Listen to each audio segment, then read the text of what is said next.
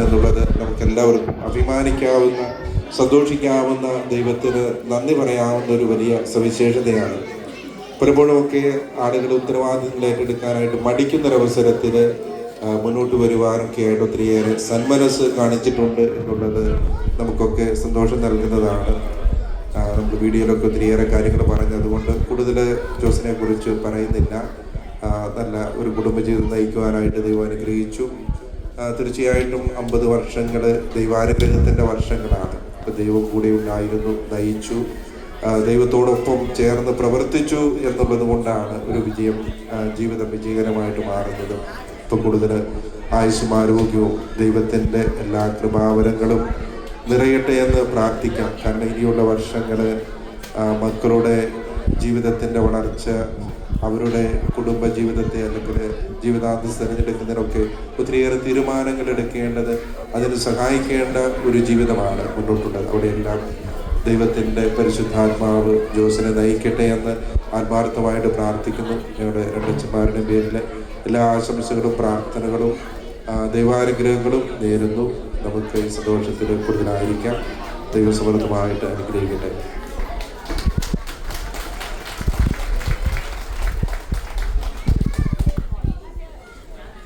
അടുത്തതായിട്ട് cake cut ചെയ്യാനുള്ള അവസരമാണ്.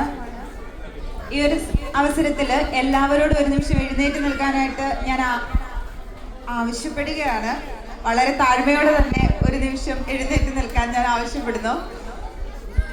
എനിക്കൊരാഗ്രഹമുണ്ട്, ഇത്രയും ഭംഗിയായിട്ട് ഈ പ്രോഗ്രാം സംഘടിപ്പിക്കാൻ കൂടെ നിന്ന എൻ്റെ സുഹൃത്തുക്കൾ എല്ലാവരും കേക്ക് മുറിക്കുമ്പം എൻ്റെ കൂടെ വേണമെന്ന്. നിങ്ങൾക്ക് ബുദ്ധിമുട്ടില്ലെങ്കിൽ ദയവ് ചെയ്ത് എല്ലാവരോടും വരിക സ്റ്റേജിലേക്ക് പ്ലീസ്. എൻ്റെ ഒരു സന്തോഷം.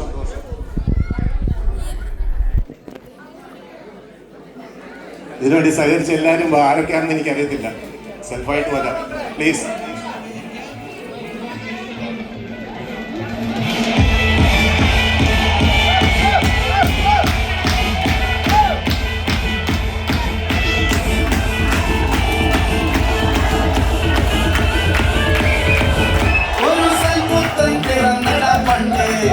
മഹാധ്യായം തുടക്കമായെന്ന് ഇരുതിക്കെട്ടും മുഴങ്ങിടും പാട്ട്, മുഴും സന്തോഷം പിറന്ന വാഴ്ത്ത്.